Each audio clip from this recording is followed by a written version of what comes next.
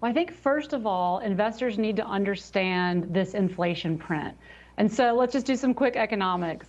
CPI measures rate of change. So the 7% print was year over year rate of change. And just for some perspective, this time last year, WTI was around $59. Right now, WTI is at 90. So that was a 35% increase in oil. So that's a huge impact on CPI. And so as we roll forward, this rate of change is going to shrink. And I think the Fed's very clear about that.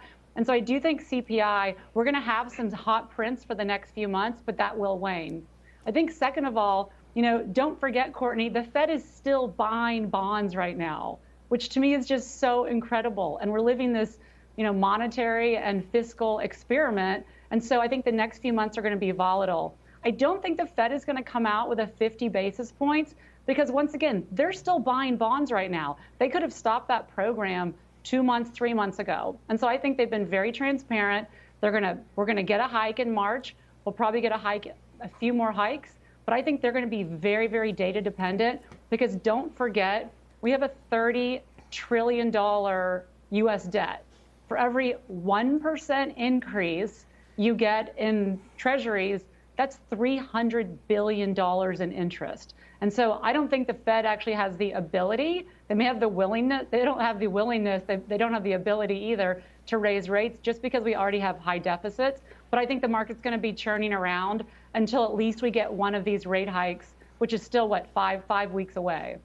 Yeah, Jim, Bryn makes a good point about the Fed, of course, being data dependent. But if you look at this data, it's pretty shocking, even if we knew inflation was hot, to just see for sure that we're sitting at 40-year highs. Yet you've got the markets more or less shrugging it off. We are well off the session lows. What do you make of the market reaction and what you think the Fed should do in response, Jim?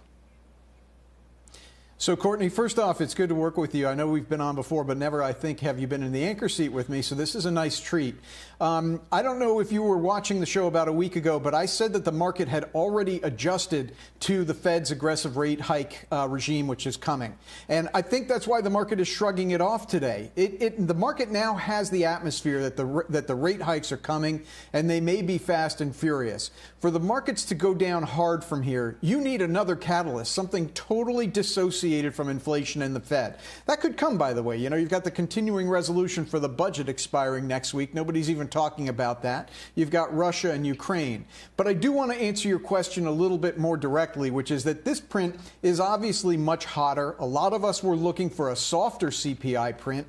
And so now the odds are that the Fed will come out of the gate storming with a 50 basis point rate hike. There is one more CPI print before the March 15th meeting.